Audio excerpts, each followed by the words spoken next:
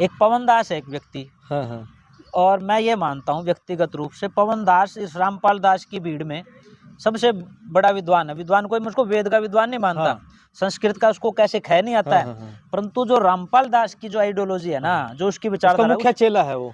मुख्य चेला है, और रामपाल दास के बाद सबसे बड़ा हम्म। मतलब वो जानकार है। बाकी हाँ तो ये सारे वैसे लटके छोड़ बांधे हाँ हाँ घूम रहे हाँ। हैं। उसको पवन दास को पूरी जानकारी है।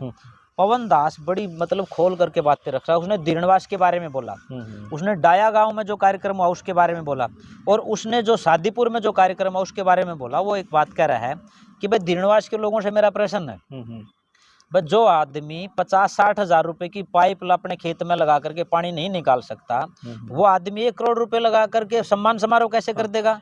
फिर वो व्याख्या करता है 1 करोड़ रुपए कैसे? मैं अभी आपके इसी क्वेश्चन पर आने वाला था कि हाँ। आप तो धीरणावास से काफी जुड़े हुए हैं, आपका गुरुकुल भी चलाते हैं वहाँ पे, क्या वह गांव इतना बड़ा सम्मान समारोह कर सकता है? नहीं, वो छोटा सा गांव है। हाँ। और उसमें भी सब लोग नहीं होते। हाँ। वो क्या है, वो जो पवन दास बता रहा है ना, मैं वही बात पूरी कर रहा हूँ। पवन दास कह रहा है कि दीनवास गांव में, मैं नहीं कह रहा, पवन दास की मैं बात कही कर रहा हूँ, जो आज रामपाल दास का सबसे बड़ा चेला है, और जो उसका जो खास करके उसके सेवक अनुयायी पक्ष है ना, उसमें सबसे महत्वपूर्ण आदमी है वो कह रहा है कि जो आदमी 60 हजार रुपए की पाइप नहीं ला करके अपने निकाल सकते, वो 1 करोड़ रुपया सम्मान समारोह में कैसे लगा देंगे? फिर कह रहा है 1 करोड़ कैसे लगे?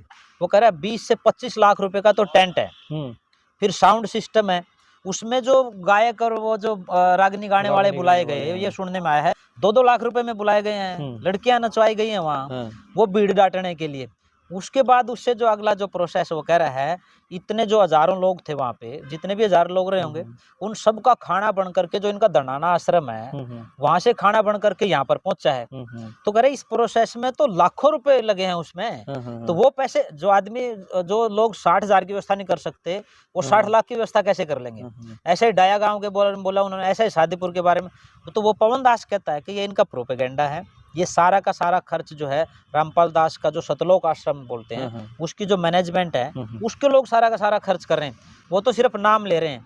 और इनके जो अनुयायी हैं, हर जगह दनाना जो इनका आश्रम है, वहां से बसे भर के सीधा उस प्रोग्राम तो में मतलब कि दो फाड़ हो चुके हैं रामपाल दास का। हाँ, 2 फाड़ हो गए। एक तो पवन दास है जो इसका वैचारिक उत्तराधिकारी है, और एक है परिवार। ठीक है। परिवार की ये स्थिति है हर्षित जी, परिवार को जब रामपाल दास जो है जेल में नहीं था, तो वो पवन दास ही बता रहे कि उनको कभी आने भी नहीं देते थे वहाँ। कहते थे कि तुम अलग अपना काम करो, मेरा परिवार से कोई लेना देना नहीं।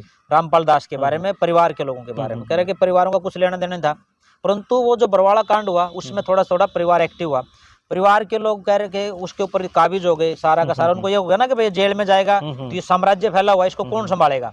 उस साम्राज्य को संभालने के लिए एक तरफ परिवार एक्टिव हो गया, एक तरफ मैंने जैसे बताया कि पवन दास, जिसके फॉलोवर्स हैं, अच्छे फॉलोवर्स हैं उसके पास, और रामपाल दास का वैचारिक उत्तराधिकारी है वो। इनमें 2 ग्रुप बन गए, एक अपने विचार के लिए लग रहा है, दूसरा प्रॉपर्टी के लिए लग रहा है। तो ये जो सतलोक आश्रम वाले हैं, ये इनका ये प्रयास है कि रामपाल दास को बेल मिल जाए तो हम लोग सारा उसका जो मुख्य जो चीज़ें हैं ना, उसको अडॉप्ट करके हम अपने उसमें प्रयोग कर सकें।